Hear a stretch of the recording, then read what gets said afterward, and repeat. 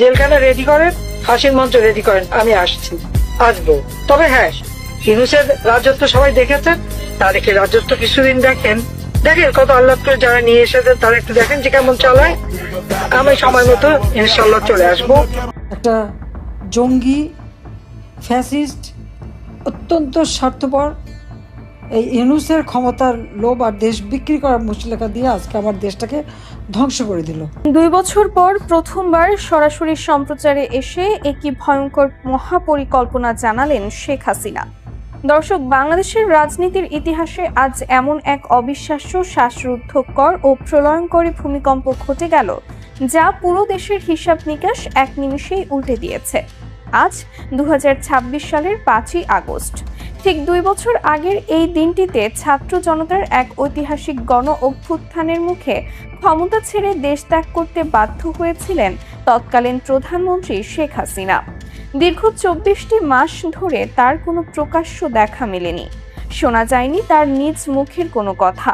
তিনি কোথায় আছেন, কেমন আছেন, ভবিষ্যৎ নিয়ে কি ভাবছেন তা নিয়ে জল্পনা কল্পনার কোনো শেষ ছিল না। কিন্তু আজ সমস্ত রহস্যের অবসান ঘটিয়ে ভারতের নয়াদিল্লি থেকে সরাসরি সম্প্রচারে এসে পুরো জাতির সামনে হাজির হয়েছেন তিনি। শুধু হাজিরই হননি, তিনি নিজ মুখে এমন কিছু কথা বলেছেন এবং দেশে ফেরার এমন এক ভয়ঙ্কর মহাপরিকল্পনার কথা ফাঁস করেছেন যা শুনে আজ পুরো রাজনৈতিক অঙ্গনে রীতিমতো আগুন ধরে গেছে।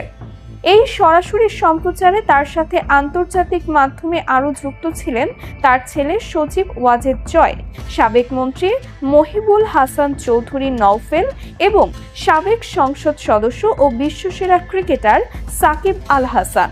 কিন্তু পুরো বিশ্বের নজর ছিল কেবল শেখ হাসিনার দিকে।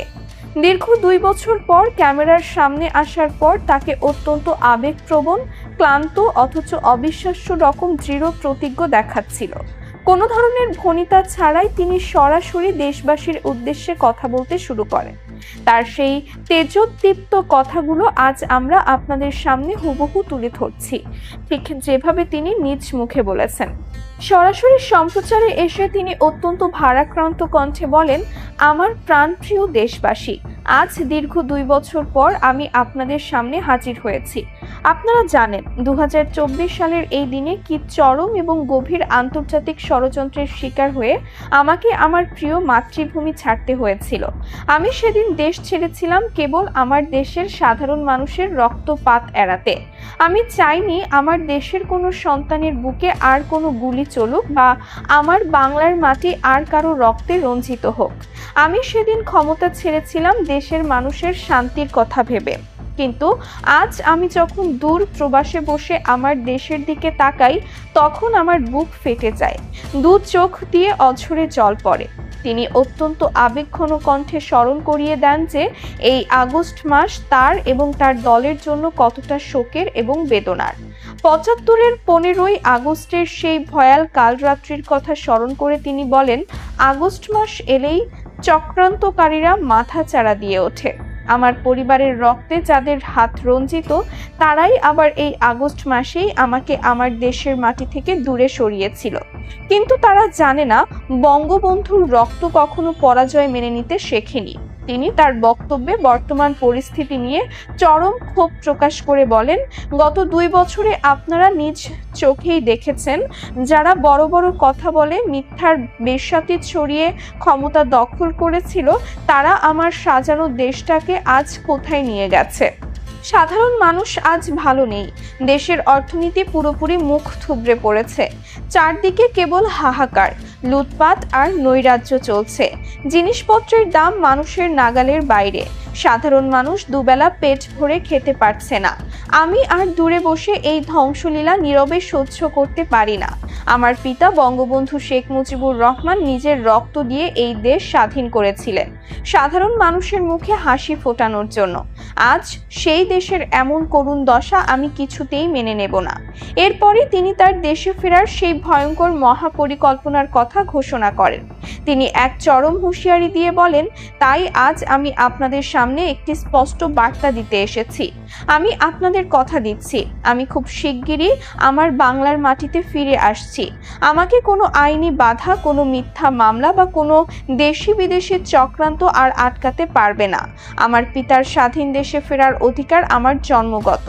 যারা ভেবেছিল আমাকে দেশ ছাড়া করে তারা চিরকাল শান্তিতে অবৈধ ক্ষমতা ভোগ করবে, তাদের সেই রঙিন স্বপ্ন আমি আজ ভেঙে চুরমার করে দেব।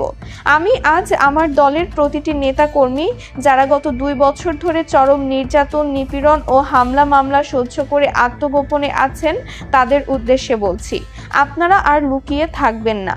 আপনারা প্রস্তুত হন। আপনারা বুক ফুলিয়ে আবারও রাজপথে নেমে আসুন। আমাদের আবারও ঘুরে দাঁড়ানোর সময় চলে এসেছে। আমাদের যে সুদূর প্রসারী মহাপরিকল্পনা রয়েছে তা আজ থেকে বাস্তবায়নের কাজ শুরু হলো। তিনি বর্তমান প্রশাসনকে সরাসরি চ্যালেঞ্জ ছুড়ে দিয়ে বলেন, যারা ভেবেছিলেন মামলা আর হামলার ভয় দেখিয়ে আমার দলের শিকড় উপড়ে ফেলবেন, তারা বোকার স্বর্গে বাস করছেন। আওয়ামী লীগের শিকড় বাংলার মাটির অনেক গভীরে প্রথিত। তিনি তার ভবিষ্যৎ রাজনৈতিক পথরেখা সম্পর্কে অত্যন্ত চাঞ্চল্যকর কিছু তথ্য দেন। তিনি সরাসরি সজীব ওয়াজেদ জয় এবং উপস্থিত অন্যান্য নেতাদের কড়া নির্দেশ দিয়ে বলেন, এখন থেকে দলের সমস্ত নিয়ন্ত্রণ আমার সরাসরি হাতে নিচ্ছি। প্রতিটি জেলায়, প্রতিটি থানায়, প্রতিটি ওয়ার্ডে আমাদের পুরনো শক্ত ঘাঁটিকে পুনরায় জাগ্রত করতে হবে।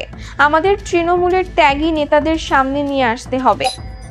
আন্তর্জাতিক মহলের সাথে আমাদের ইতোমধ্যে সমস্ত আলোচনা সম্পন্ন হয়েছে। আমাদের যারা বন্ধু রাষ্ট্র তারা খুব ভালো করেই বুঝতে পেরেছে যে বাংলাদেশ আজ এক গভীর খাদের কিনারায় দাঁড়িয়ে আছে। তারা আমাদের দেশে ফেরার এই প্রক্রিয়াকে সম্পূর্ণ সমর্থন জানিয়েছে। আমি জানি দেশে আমার বিরুদ্ধে অনেক মিথ্যা মামলা দেওয়া হয়েছে। আমার দলের নেতাকর্মীদের ওপর অমানবিক অত্যাচার করা হয়েছে, কিন্তু আমি দেশের মাটিতে পা রেখে দেশের প্রচলিত আইনেই এই সমস্ত চক্রান্তের মোকাবেলা করব। আমি বাংলার মানুষের আদালতে বিচার চাইব।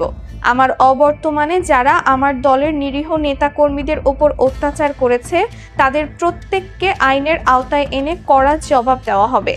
আজ থেকে আমাদের নতুন সংগ্রাম শুরু। দীর্ঘ 2 বছর পর শেখ হাসিনার এই সরাসরি সম্প্রচারে এসে দেওয়া বক্তব্য এবং তার দেশে ফেরার এই ভয়ঙ্কর মহাপরিকল্পনা নিয়ে আপনাদের ব্যক্তিগত মতামত কি? আপনারা কি মনে করেন তিনি সত্যি সত্যি আবারও বাংলার মাটিতে ফিরে এসে দেশের রাজনীতিতে নিজের শক্ত অবস্থান তৈরি করতে পারবেন?